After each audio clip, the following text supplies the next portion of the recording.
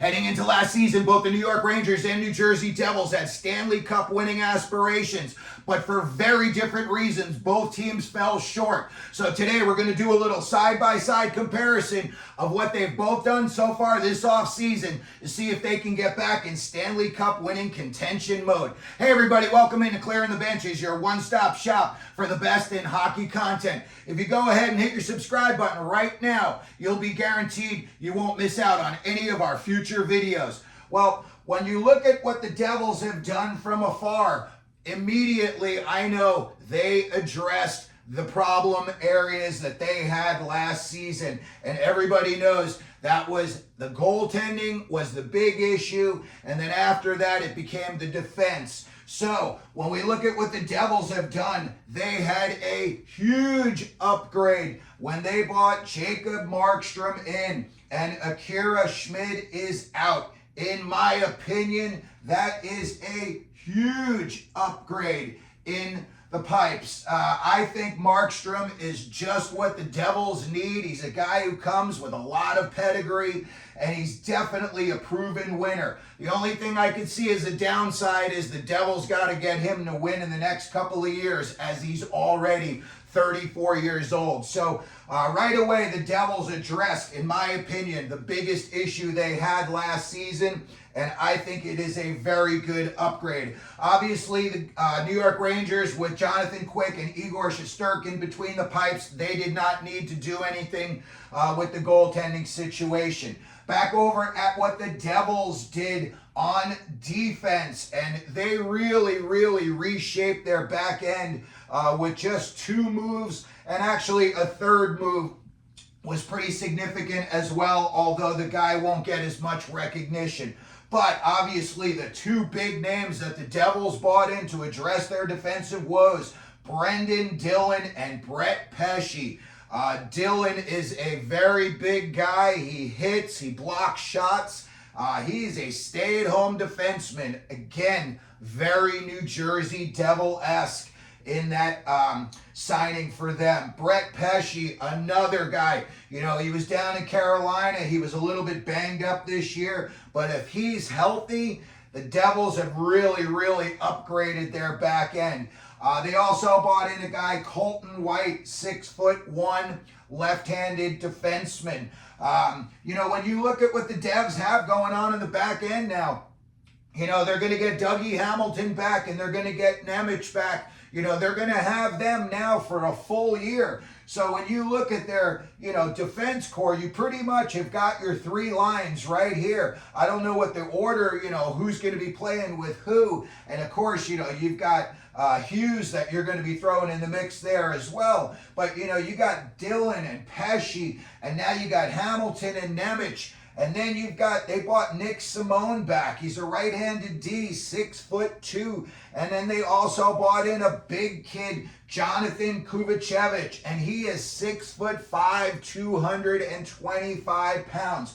So the Devils on the back end, you know, sans Hughes, they are going to be very big, and they are going to be a handful to deal with. They have got size and skill just oozing out of their back end right now. When we look at the guys that are out from the back end, Kevin Ball went to, I'm sorry, I can't remember who he was traded to, but he was traded out this summer, as Brendan Smith is going to be out of the picture, and John Marino went to the Utah Hockey Club in a deal. So as far as what they did on the back end, when I look at, you know, all the guys that they bought in versus the guys that went out, another, in my opinion, significant upgrade for the New Jersey Devils. And again, this was a big area of concern for them last year. When we go over and see what the New York Rangers have done on their back end, Eric Gustafsson is already out. He has signed elsewhere. Ryan Lindgren, we're waiting to hear what's going to happen with him. He's an RFA. They're, you know, negotiating with them, I'm probably sure, as we do this video. And then, of course, you know, the big question mark in the room is the Jacob Trouba situation. I personally like Trouba. I know his skill set is not what it once was, but everything else and as a player in general, I think Trouba's a great captain. I think he handles the New York press very well. He's a straight shooter. He tells, he says it like it is. And I'm sure when it needs to, have a guy step up into the center of the room, I'm sure Jacob Trouba is that guy. Now, if they were to move on from him, I'm sure that they would get either another player. I think that Drury may want to do like, a hockey trade, player for player. But if not, I would assume you're at least going to get a couple of number twos, if not a number one for Jacob Trouba. So that's another thing we're going to keep an eye on as the summer goes on. They re-signed Chad Ruedel and just the other day, Braden Schneider. Very happy to see those two signings. And then they also bought in a guy, Casey Fitzgerald. He's a right-handed D. Signed a two-way deal, so he's probably going to be playing down in Hartford. But, if they get some injuries, he may see some playing time with the big club. Then when we look over here at what the Devils did in their forwards, and they brought back an old friendly face in Tomas Tartar. He seems to do very well in Jersey, and I think now with the lineup that they've put together, especially with all that high-end skill up front, Tatar's really going to flourish. I think he's going to probably have around 60, 65 points, and I think he's going to do very well on the power play as well. They also bought in Stefan Noesen from Carolina. Last year he had 37 points in 81 games. He is a right wing, and they brought him in for 3 years at $8.25 million.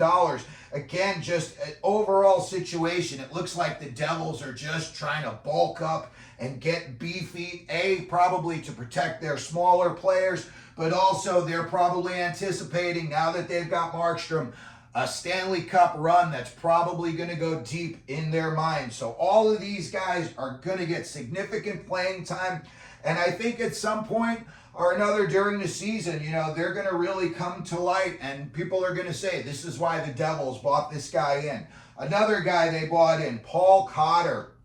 They got him in the trade for Holtz and Schmidt. He's only 24 years old, and he's also proven that he can be a very effective player. And I think, after last year, they didn't really get what they wanted out of Nathan Bastian or Dawson Mercer. So I could see a guy like Paul Cotter really pushing everyone else's level just up a little bit. I think this is a great signing for the Devils. They also bought in another 6'2" center on a two-way deal, Mike Hardman. So he may be in Utica, maybe he's going to be in Jersey at some point. When we look over at the New York Rangers, what they did in the forward position so far this offseason, Barclay Goodrow, Jack Roslovic, and Alex Wenberg are out. Blake Wheeler, we don't really know what's happening. I hope they bring him back. He was injured. He didn't really get to show what he could help the Rangers with last year, but we'll have to keep an eye on that one. And then, of course, we know that they have just recently re-signed Kappo Kaako, who may indeed be on the trade market. Maybe one of those things where they tell the team that they're trying to shop him to, this is the price tag. You've got him 2 years at, however much they're paying him per year. So those are going to be a couple of two big question marks, Blake Wheeler and what they're going to do with Kappo Kaako. When you look at who the Rangers bought in, I like the Sam Carrick signing. They bought him in for 3 years. He played with the Ducks. He is a very effective player. He went to Edmonton.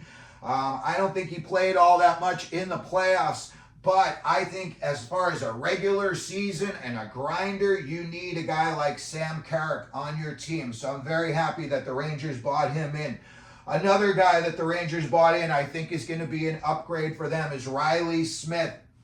He won the Cup in Vegas, and I just think he's the type of guy that in the locker room, he's going to have a big presence, and I think, he's going to be a guy that you could see on some power play time. You may see him killing penalties. I think he's just a leader in general, and I think the Rangers just want to make sure, when the going gets tough, that they've got a guy on the bench and in the locker room that's going to keep everybody's spirit and compete level high.